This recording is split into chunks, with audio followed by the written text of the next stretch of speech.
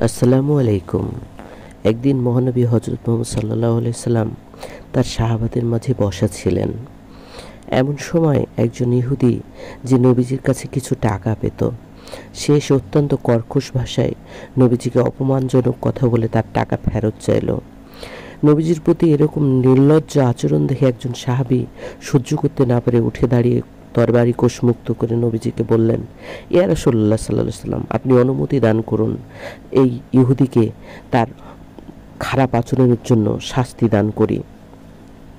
নবীজি সাল্লাল্লাহু আলাইহি সাল্লাম বললেন, না, তুমি তাকে কিছু বলো না, সে আমাকে কথা শোনাবে, কারণ সে পাওনাদার, এটা তার হক। তারপরে নবীজি তার স্বভাবসুলভ সুন্দর ব্যবহার করে লোকটিকে বললেন, তুমি কিছুক্ষণ অপেক্ষা করো, আমি তোমার টাকার ব্যবস্থা করছি। এই বলে নবীজি সাল্লাল্লাহু আলাইহি সাল্লাম টাকার ব্যবস্থা করতে গেলেন। অনেকখানি দেরি হয়ে গেল। নবীজি টাকা নিয়ে ফিরে এলেন এবং ইহুদি লোকটির হাতে টাকা তুলে দিলেন। লোকটি টাকা গুনে দেখলেও যে সেখানে কিছু বেশি টাকা রয়েছে এবং সে আশ্চর্য হয়ে নবীজিকে বলল, আপনি আমাকে টাকা বেশি দিয়েছেন কেন? নবীজি সাল্লাল্লাহু আলাইহি সাল্লাম মৃদু হেসে বললেন, কারণ তোমাকে আমি অনেকক্ষণ বসিয়ে রেখেছি, তাই এটা তোমার উপহার।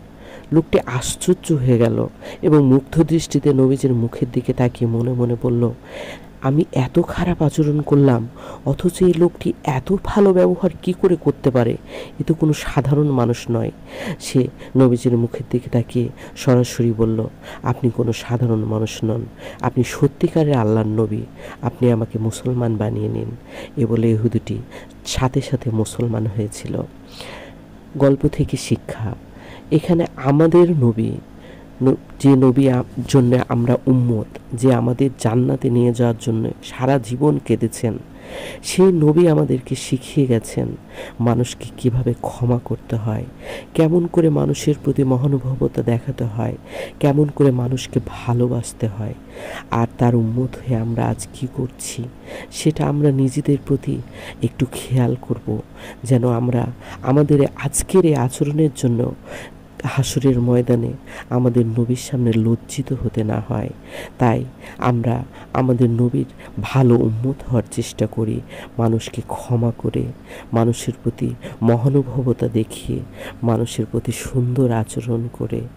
আসসালামু আলাইকুম ওয়া রাহমাতুল্লাহি ওয়া বারাকাতুহু।